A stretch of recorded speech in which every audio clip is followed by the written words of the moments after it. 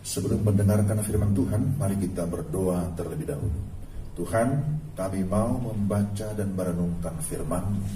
Kami memohon pertolongan Allah Roh Kudus yang menerangi hati kami, sehingga kami dapat memahami firman-Mu dengan baik.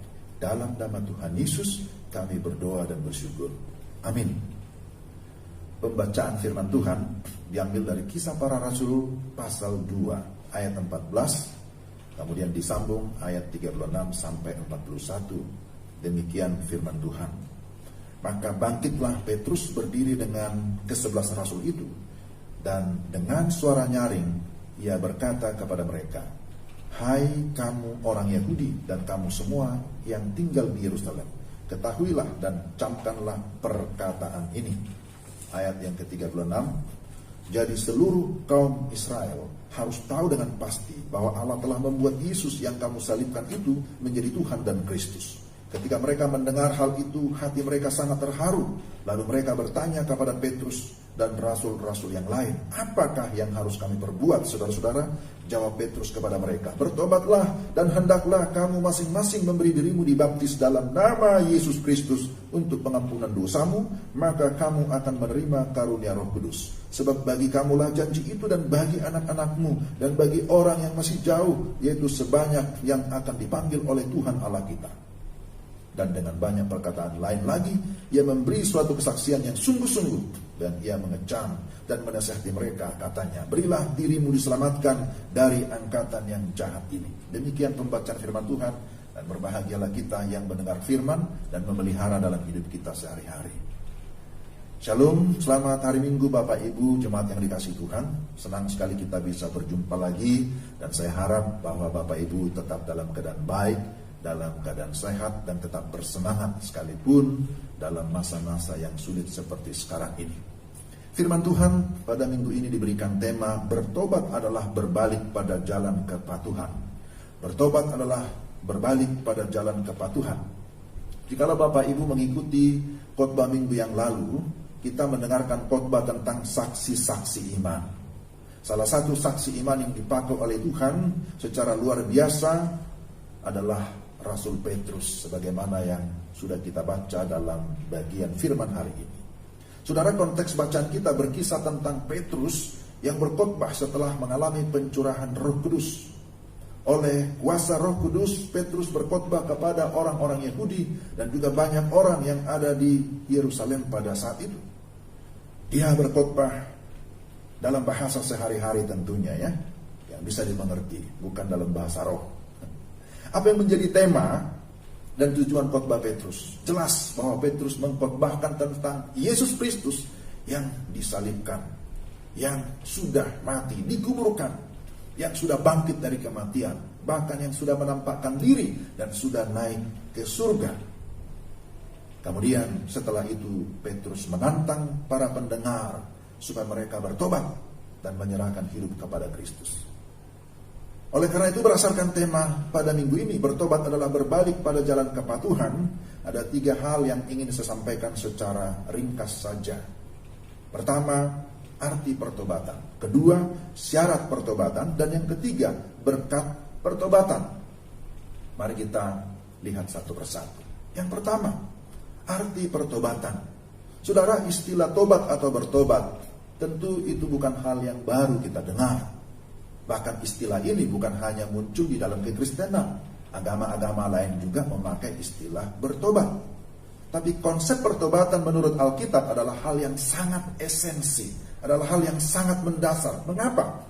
Sebab tanpa pertobatan tidak mungkin seseorang berkenan kepada Allah. Orang yang belum bertobat berarti dia masih berada pada jalan yang gelap. Orang yang belum bertobat berarti dia masih berada di bawah kuasa dosa dan iblis. Maka pertobatan diartikan sebagai perputaran arah atau berbalik arah. Sebagaimana dalam istilah Yunani, ada satu kata yang dipakai di sini, metanoia. Metanoia berarti di dalamnya ada penyesalan, lalu berubah pikiran 180 derajat. Bukan 360 ya, karena itu berarti balik lagi ke posisi semula. Metanoia berarti ada sebuah perubahan pikiran. yang kemudian tentu diikuti dengan perubahan sikap dan tindakan. Dan itu dimulai dari dalam hati. Siapa yang mengerjakannya? Itu adalah pekerjaan Roh Kudus. Roh Kuduslah yang melahirbarukan seseorang, yang memberikan kehidupan yang baru. Kemudian ketika dia meresponi firman, kemudian orang itu pun dituntun kepada kebenaran. Saudara yang terkasih dalam Tuhan, pertobatan sekali lagi berarti di sana ada perubahan arah, berbalik arah 180 derajat. Tapi yang kedua, apa syarat pertobatan? Jikalau kita memperhatikan Kisah pasal 2, mulai dari ayat 14, di sana kita melihat Petrus berdiri dengan penuh gairah, dengan penuh semangat, dengan penuh keberanian. Karena dia ingin menyampaikan sesuatu yang sangat penting berkaitan dengan situasi yang terjadi pada saat itu. Setelah pencurahan Roh Kudus, banyak orang yang tercengang, banyak orang yang juga takjub, tetapi juga tidak sedikit dari antara mereka yang menyindir juga, yang berkata bahwa orang-orang ini sedang mabuk anggur. Karena itulah Petrus berdiri. Dia mau berkhotbah, menyampaikan kebenaran yang sesungguhnya. Di dalam bagian yang tadi kita sudah baca, Petrus dengan jelas menegaskan bahwa mereka tidak sedang dalam keadaan mabuk anggur, tapi mereka sedang di dalam sukacita yang besar. Kenapa? Karena mereka sudah mengalami kuasa Roh Kudus, pencurahan Roh Kudus yang membuat mereka bersukacita. Karena ternyata Kristus yang sudah naik ke surga adalah Tuhan yang berkuasa atas segala sesuatu, yang berkuasa memberikan kehidupan yang kekal, yang sudah mengutus Roh Kudus ke dalam dunia sebagaimana Dia janjikan ketika Dia di dalam dunia. Di dalam bagian ini kita juga melihat bahwa Rasul Petrus memberikan sebuah penegasan yang sangat penting kepada orang-orang Yahudi, kepada banyak orang yang mendengarkan khotbahnya. Dia berkata bahwa Yesus Kristus yang kamu salibkan itu, Dia adalah tunas Daud. Dia adalah Yesus dari Nazaret, Bapa leluhur Israel. Seharusnya kamu sudah tahu itu, bahwa Dia adalah Tuhan yang berkuasa, bahwa Dia adalah Tuhan yang sudah mati tetapi Dia sudah bangkit mengalahkan kematian, bahwa Dia sudah bangkit mengalahkan maut. Dan bukan hanya bangkit, tapi Dia sekarang sudah naik ke surga. Saudara-saudara yang terkasih dalam Tuhan, Petrus memberikan penegasan bahwa tentang semua peristiwa yang terjadi, kami para rasul adalah saksi-saksi yang masih hidup. Jadi peristiwa tentang Yesus yang disalibkan, yang mati dikuburkan, yang bangkit menampakkan diri dan naik ke surga, itu bukan isapan jempol, itu bukan dongeng, itu bukan mitos, tapi itu adalah fakta sejarah. Satu peristiwa historis yang benar-benar terjadi. Dan terhadap semuanya itu, Petrus berkata, kami adalah saksi. Jadi bagaimana sekarang? Orang-orang Yahudi yang mendengarkan itu sangat terharu. Mereka juga pasti merasa tertuduh, merasa bersalah atas apa yang sudah terjadi. Kemudian mereka pun berkata dan bertanya kepada Petrus dan kepada para rasul, apa yang harus kami perbuat, saudara-saudara? Petrus menjawab, bertobatlah dan hendaklah kamu masing-masing memberi diri dibaptis dalam nama Yesus Kristus untuk pengampunan dosa, dalam ayat yang ke-38. Saudara yang terkasih dalam Tuhan, syarat untuk bisa memperoleh keselamatan harus melalui yang namanya pertobatan. Maka syarat pertobatan itu apa? Bertobat berarti harus sadar menyesal dan mau mengakui dosa dengan sungguh-sungguh. Tapi bukan berhenti sampai di situ. Harus membenci, bahkan meninggalkan dosa. Itulah syarat pertobatan. Tapi setelah itu, langkah selanjutnya, dia harus percaya dan menerima Yesus Kristus, Sang Firman yang hidup, sebagai Tuhan dan Penyelamat satu-satunya, yang berkuasa untuk mengampuni dosa dan juga memberikan kepastian keselamatan. Inilah yang kita lihat ditekankan oleh Rasul Petrus. Supaya kamu memperoleh keselamatan, maka kamu harus sungguh-sungguh bertobat. Karena bertobat dan menerima Kristus, beriman kepada Kristus, itulah merupakan syarat keselamatan. Tapi kemudian dia berkata setelah itu, berilah dirimu dibaptis. Dibaptis dalam hal ini bukanlah menjadi syarat keselamatan, tapi dibaptis sebagai tanda persekutuan dengan Kristus. Bahwa orang tersebut di dalam kesadaran sudah mengambil keputusan. Dia sudah berbalik dari jalan yang lama kepada jalan yang baru di dalam Kristus.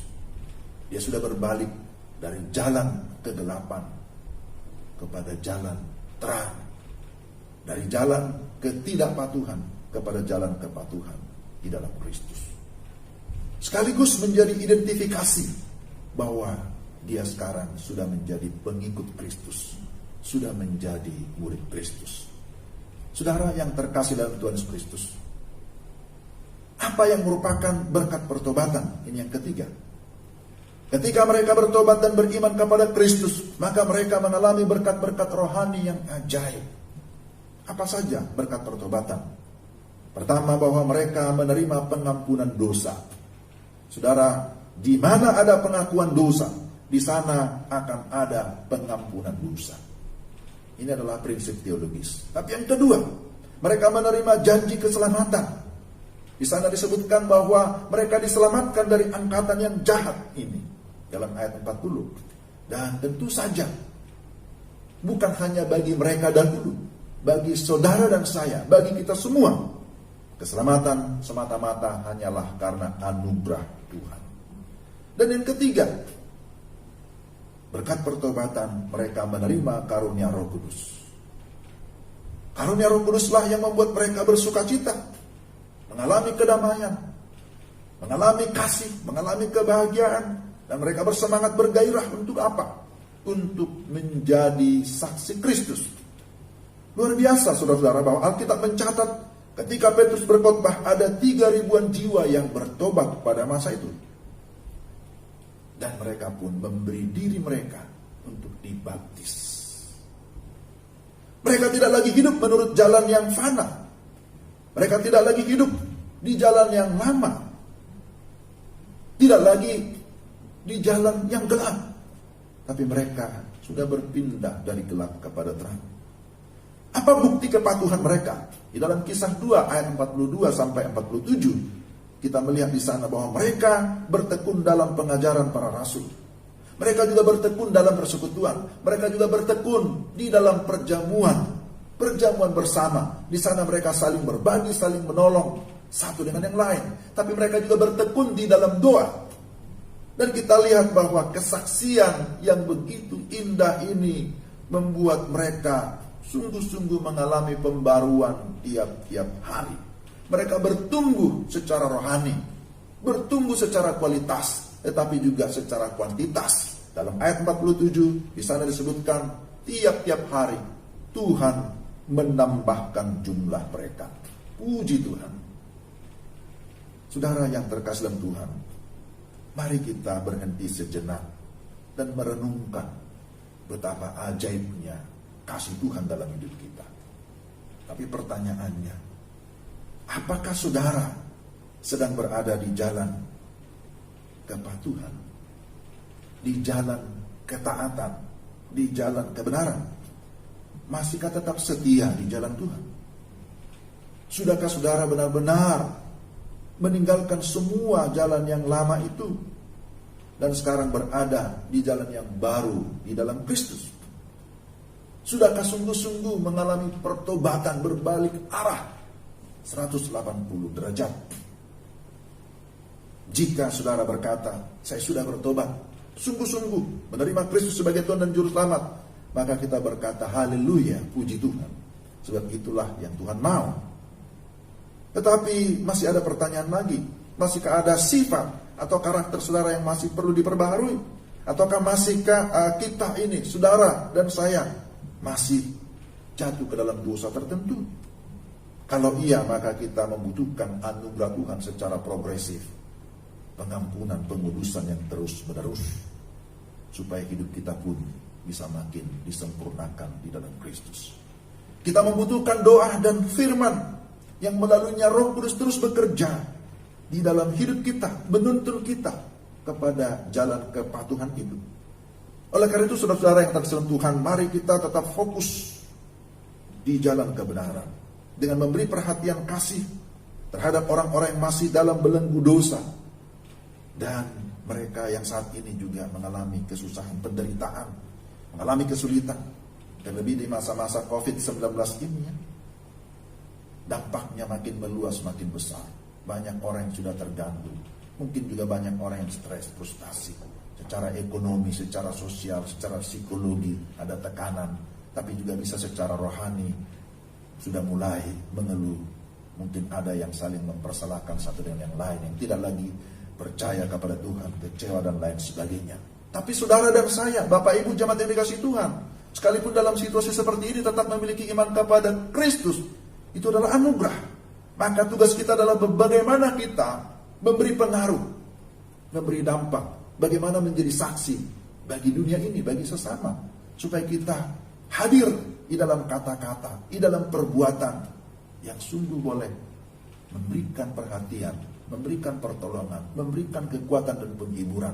Sehingga dengan demikian melalui hidup kita ada banyak orang yang diberkati dan tentu Tuhan disenangkan, Tuhan dimuliakan melalui kehidupan kita. Sebagaimana Petrus yang terus menyampaikan berita tentang Yesus, berita tentang pertobatan, maka tugas kita juga sama seperti Petrus, mau terus memberitakan kebenaran, menjadi saksi yang hidup, saksi tentang Kristus yang sudah memberikan kita kepastian keselamatan. Saudara dan saya, kita adalah gereja Tuhan, gereja yang hidup, maka haruslah menjadi gereja yang bersaksi. Gereja yang sudah diberkati, maka haruslah menjadi berkat bagi banyak orang. Kiranya melalui firman Tuhan hari ini, kita semakin diteguhkan dan Tuhan memberkati saudara sekalian. Mari kita berdoa. Tuhan, terima kasih untuk firman-Mu. Kami berdoa sekali lagi supaya Allah Roh Kudus menolong kami untuk kami dapat memahami, menerima, dan mengalami firman-Mu, dan pada akhirnya kami pun dapat menjadi saluran berkat, menjadi pemberita firman, menguatkan orang lain di sekitar kami. Dalam nama Yesus kami berdoa dan mengucap syukur. Amin.